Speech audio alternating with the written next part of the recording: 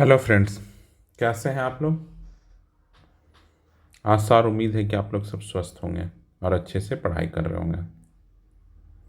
तो आज हम लोग अभी इस वीडियो में हम लोग 4-5 मुद्दों पे बात करेंगे। पहला मुद्दा रहेगा कि कल हाई कोर्ट का हियरिंग है, उस पर क्या स्टेटस है, क्या हो सकता है। री एग्ज़ाम इसी से रिलेटेड है। मेंस का प्रिपरेशन आप लोग स्टार्ट किए या नहीं, नेक्स्ट वीक रिजल्ट आएगा और कितना मार्क्स आप लोग ला रहे हैं। चलिए एक एक करके बात करते हैं। पहला मुद्दा, फर्स्ट मुद्दा है कि कल 15 जनवरी है और 15 जनवरी को हाई कोर्ट में हियरिंग है। पटिशन डाला गया है जिसको वाई गिरी सर, सीनियर एडवोकेट हैं, लड़ेंगे स्टूडेंट की तरफ से, जिरह करेंगे। और इसमें सबसे पहला ही मांग है कि स्टे लगाइए एग्ज़ाम पे। और ये स्टे क्यों लग सकता है, क्यों स्टे लग सकता है? क्योंकि माल प्रैक्टिसेस बहुत हुआ है और इसका प्रूफ भी है कि 1/15 के आसपास 1 PM के आसपास ट्विटर पे आ गया है question paper.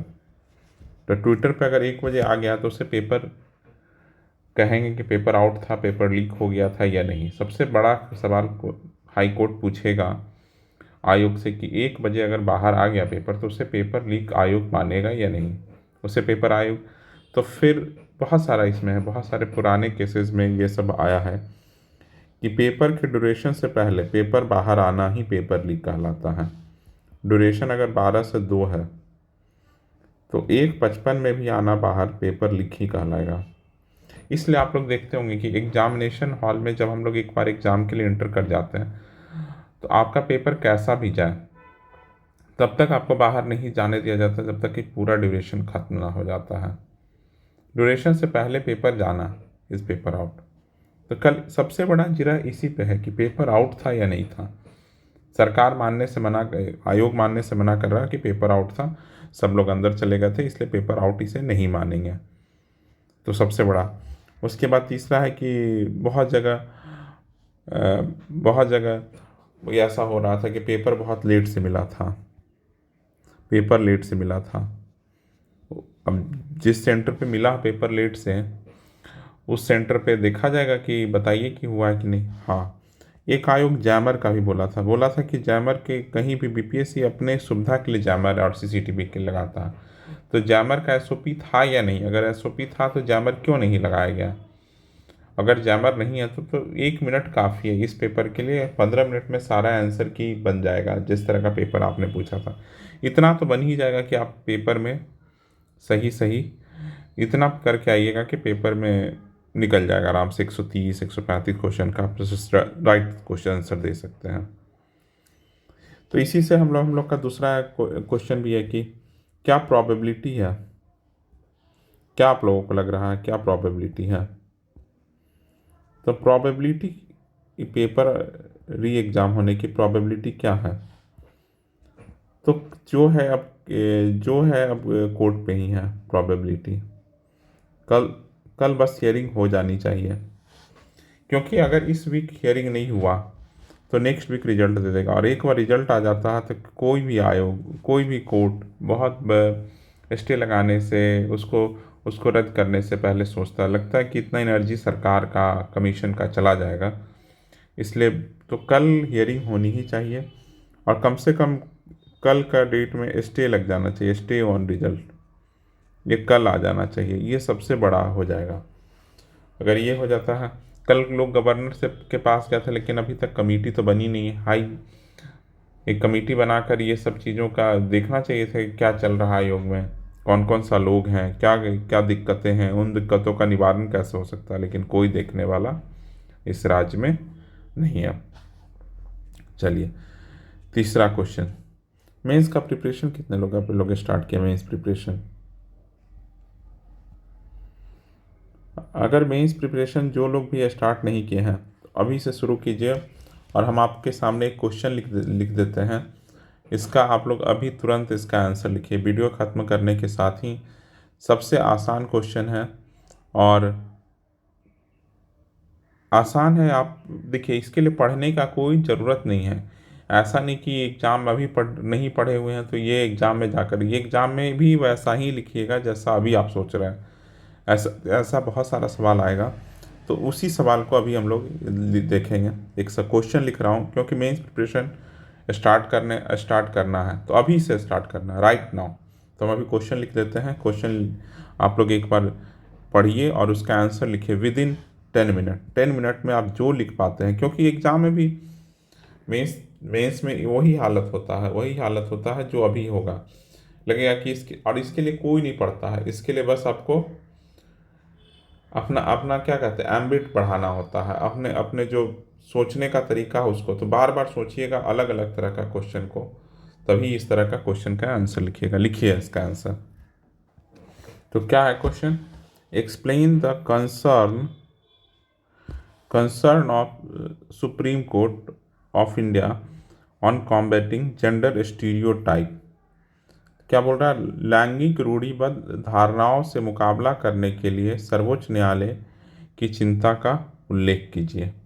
Concern of supreme court of India combating gender stereotype. ये सबको अभी लिखे, क्योंकि वहाँ भी आप बात मानिए, आपको लग रहा है कि अभी नहीं पढ़े हैं, वहाँ पढ़ लीजिएगा, नहीं होगा कभी। ऐसा नहीं आएगा कि वो दिन आएगा कि इस तरह का क्वेश्चन के लिए आप तैयारी कीजिएगा। जैसा भी लिखिएगा वैसा ही लिखिएगा वहाँ भी। ज़रूर इस क्वेश्चन को अटेम्प्ट लीजिए और अभी लीजिए। और जितने लोग होते हैं आज आप लोग लिख के रखिए और हम लोग मेरे टेलीग्राम चैनल पे आज भेजिएगा।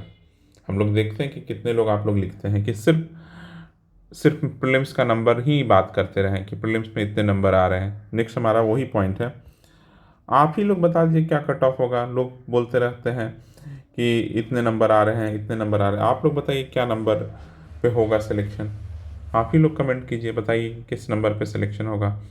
और छोड़िए, ये भी हटाइए, आपको लग रहा है कि आपका सिलेक्शन होगा या नहीं, आप दिल से कहिए। अगर होगा, आप लोग खुद लिखिए कि मेरे इतने नंबर आ रहे हैं और मुझे लग रहा है कि मेरा सिलेक्शन होगा। यस, किसी से पूछने की कोई आवश्यकता नहीं है, समझ गया ना। ज़रूर कमेंट कीजिए कि मेरे इतने मार्क्स आ रहे हैं, मुझे लग रहा है कि सिलेक्शन होगा।